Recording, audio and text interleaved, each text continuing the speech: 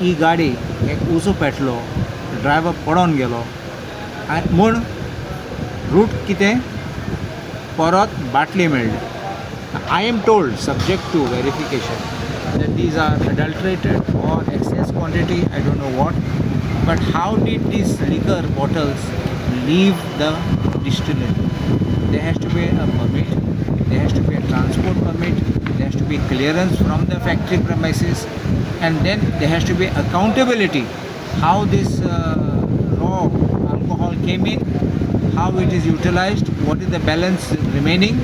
This is all a racket going on in the excise department, and I charge the government for being complicit in this. Kon Astola from very high involved in this kind of a racket which is going on.